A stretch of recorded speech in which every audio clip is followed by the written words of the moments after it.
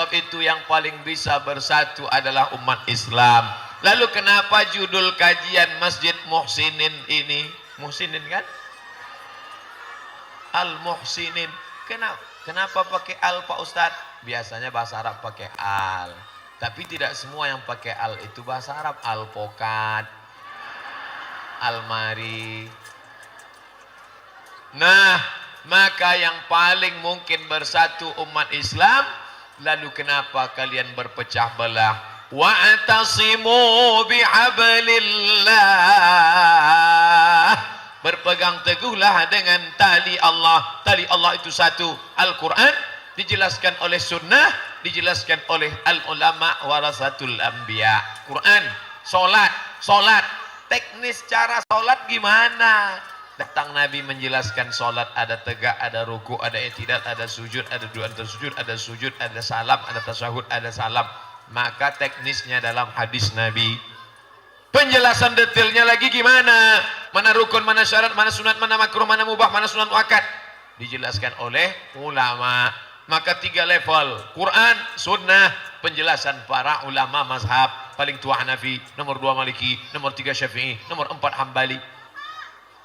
Jadi judul kita pagi menjelang siang ini, saya akan sampai materi ini lebih kurang 60 menit kalau jamaahnya semangat.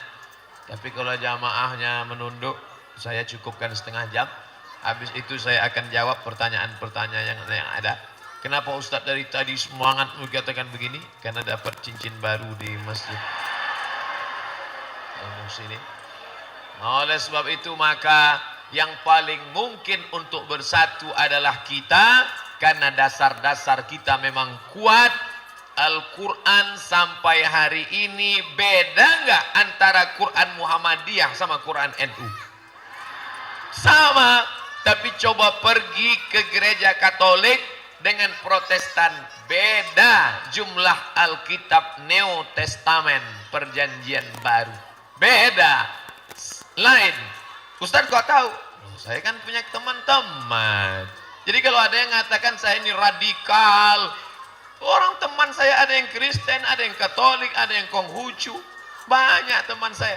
Jadi ketika saya bicara ini bukan mau mengejek, bukan mau memperolok-olok, studi komparatif, studi banding.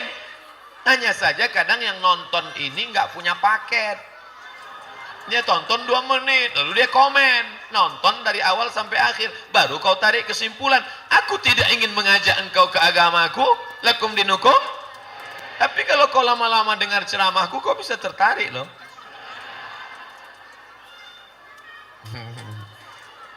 Loh, Ustadz ini pede sekali. Saya bukan pede.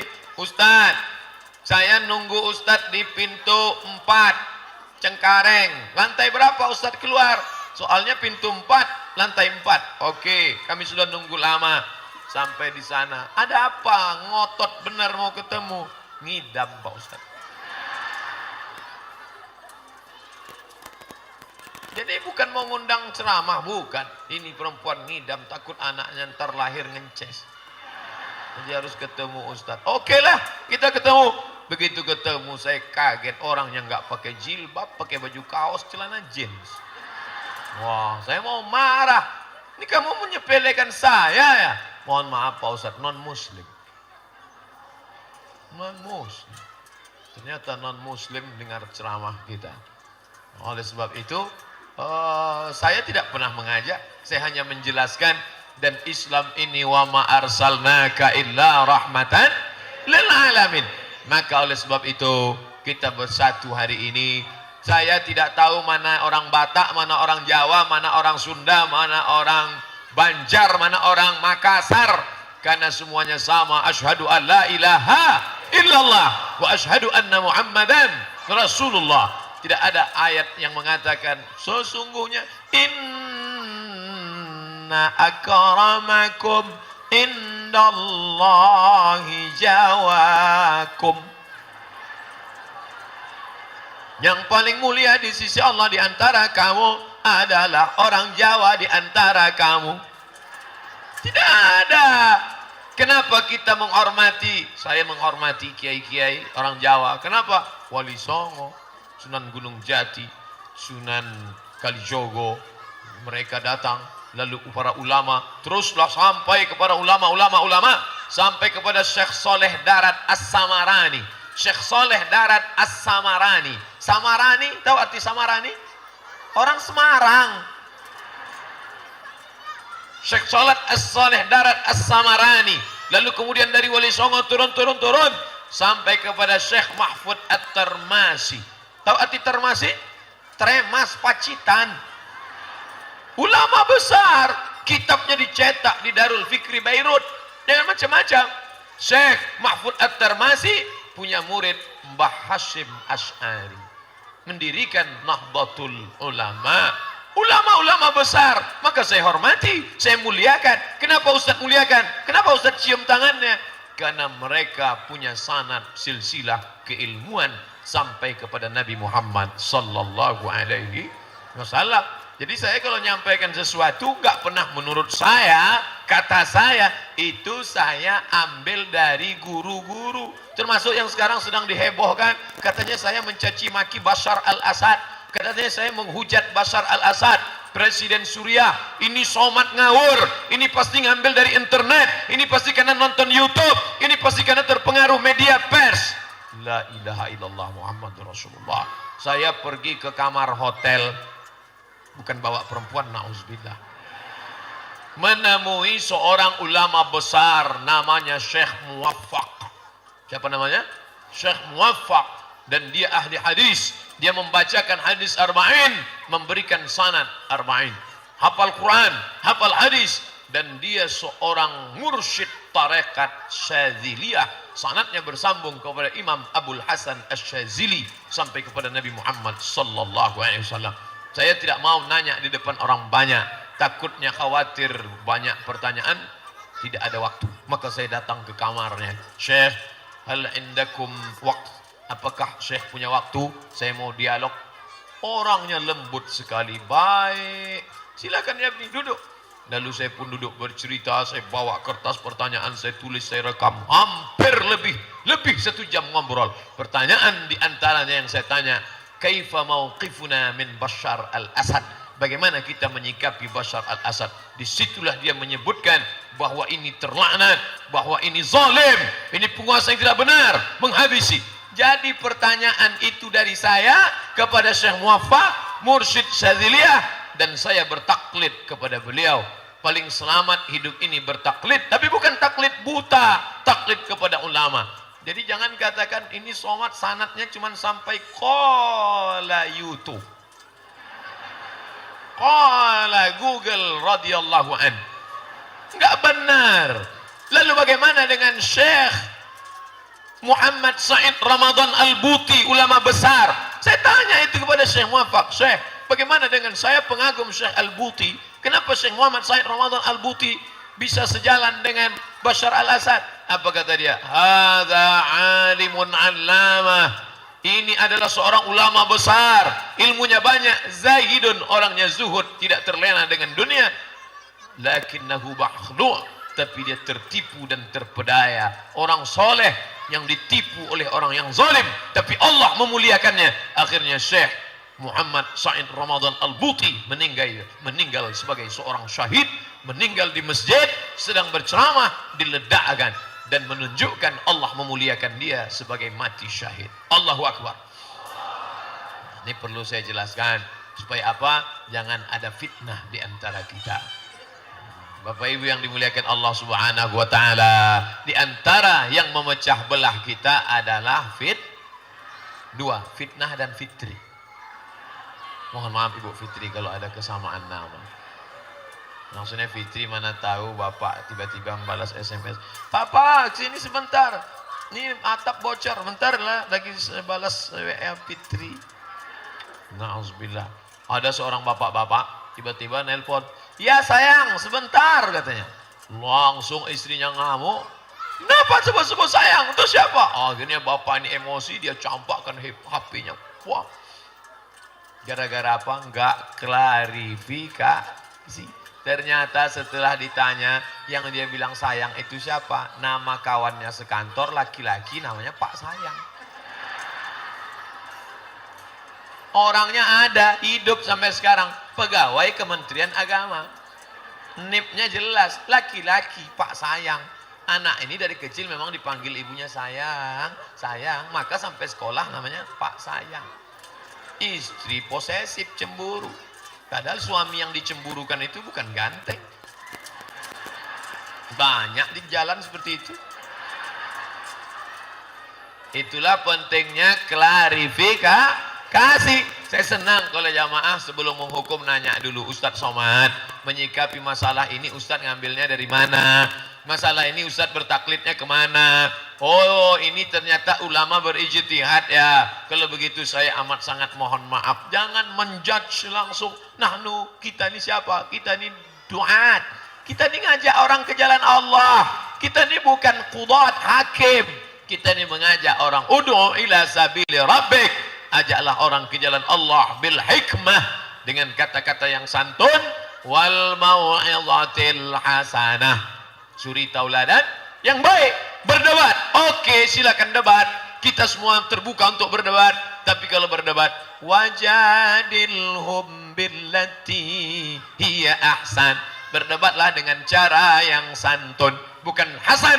Hasan baik, ada yang lebih hebat lagi dari Hasan. Apa dia? Ahsan. Nama suami kamu siapa? Pak Hasan. Hebat suami aku dong, siapa? Ahsan. Bapak Ibu yang dimuliakan Allah Subhanahu wa taala, maka persatuan kita ini insya Allah tidak akan rusak, tidak akan lapuk, tidak akan patah. Kenapa? Karena filosofi dalam salat, imam tidak boleh angkat takbiratul ihram sebelum shaf. Apa kata imam? Sawus sufuf, luruskan shaf. Fa inna taswiyatas sufuf min tamamis shalah. Lurusnya shaf bagian dari kesempurnaan salat. Lain padang, lain belalang, lain lubuk, lain ikannya, lain tempat, lain caranya.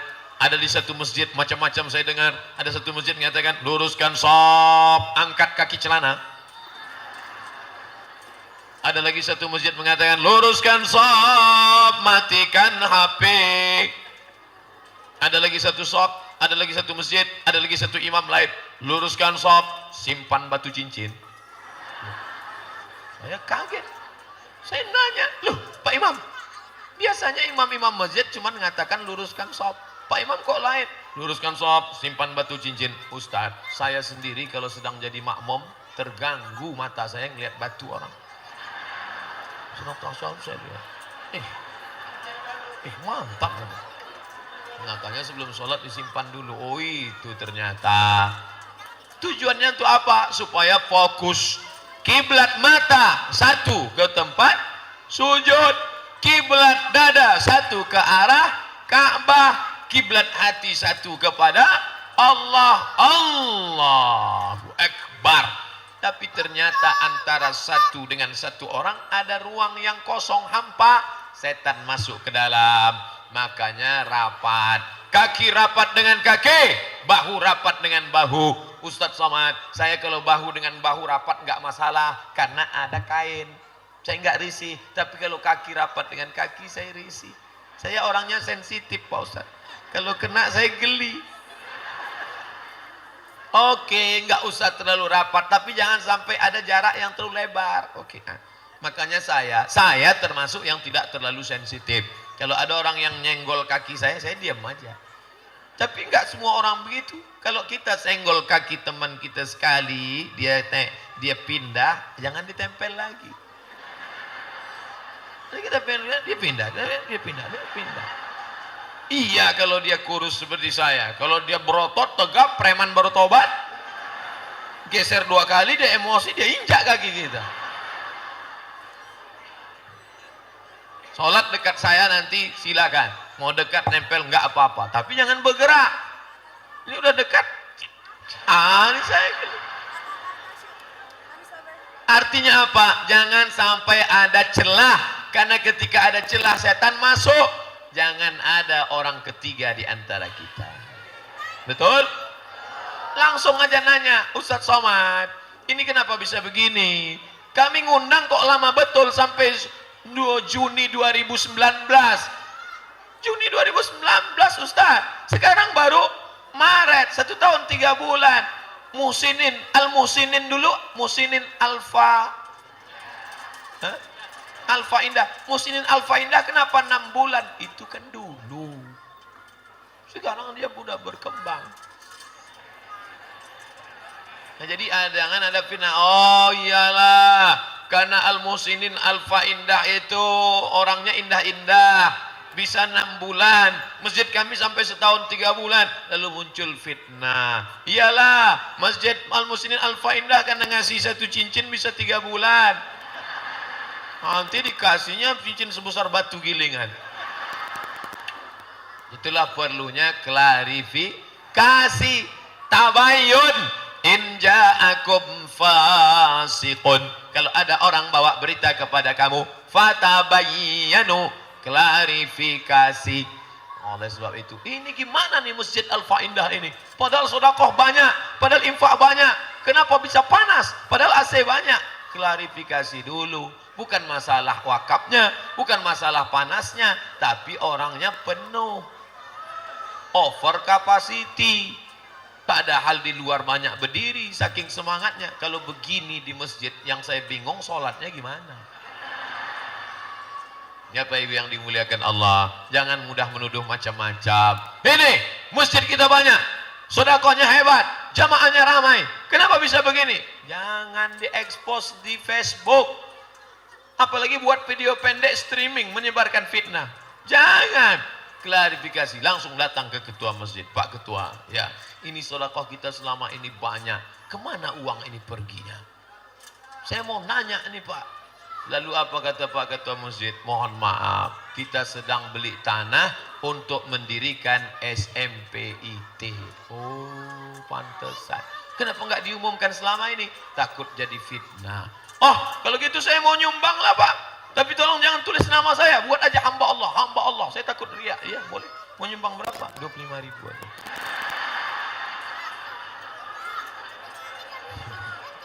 La ilaha illallah Muhammad Rasulullah.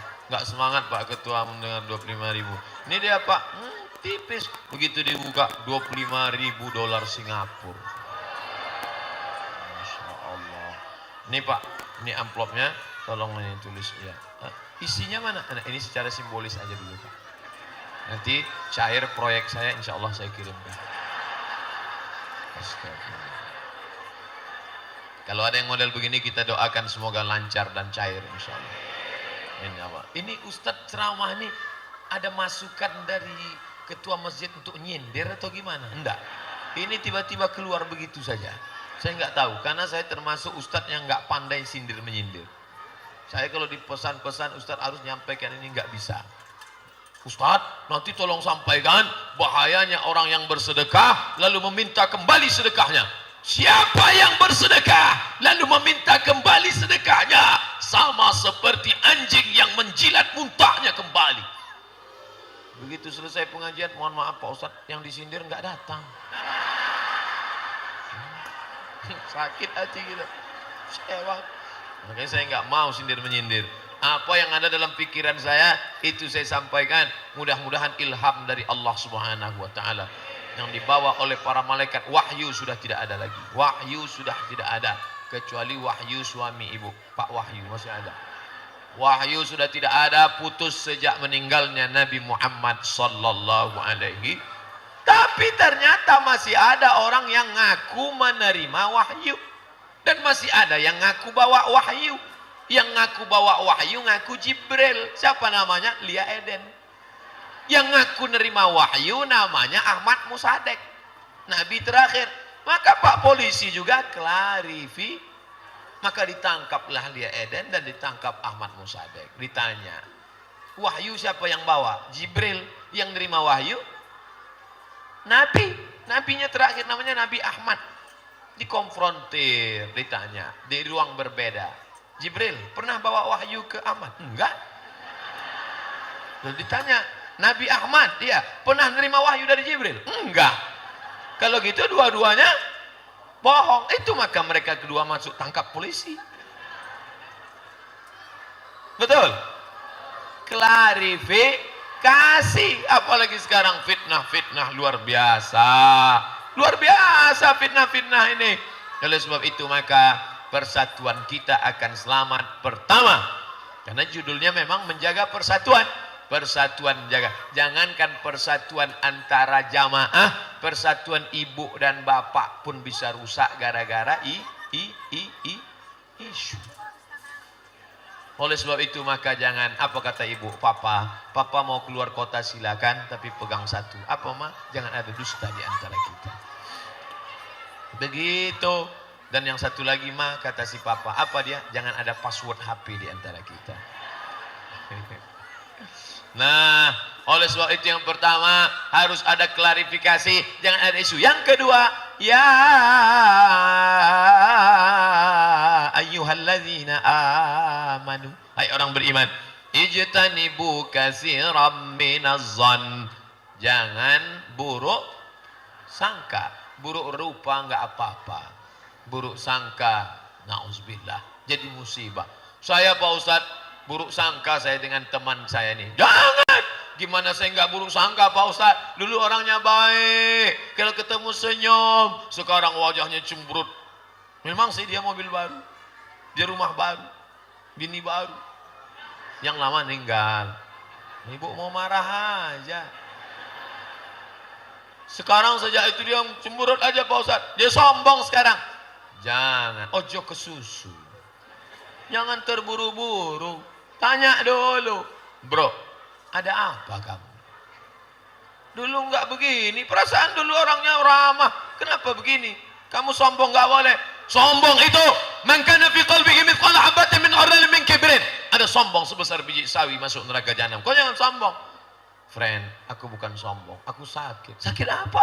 Tapi kamu tiap hari datang ke masjid, sehat aja. Ini aku malu mau cerita sakit. Iya sakitnya apa? Enggak apa-apa, kita udah lama berteman. Aku enggak akan posting di FB. Sakitnya apa? Aku enggak bisa kentut udah 2 bulan. Patutlah dia enggak bisa senyum. Jadi enggak boleh suuzan. Kita harus senantiasa husnuzan.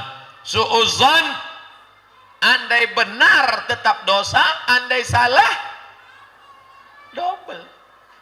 Dosanya 2. Yang paling enak husnuzan. Husnuzan aja. Tapi ada saat-saatnya kita mesti suuzan. Anak gadis kita dibawa orang. Husnuzan apa suuzan? Suuzan.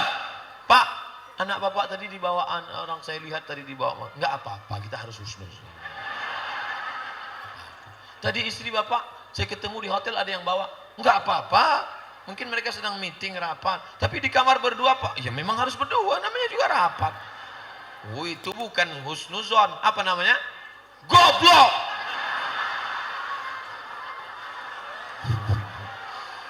Maka soal itu ini mesti ada. Yang pertama, klarifikasi. Yang kedua, jangan suuzon. Yang ketiga,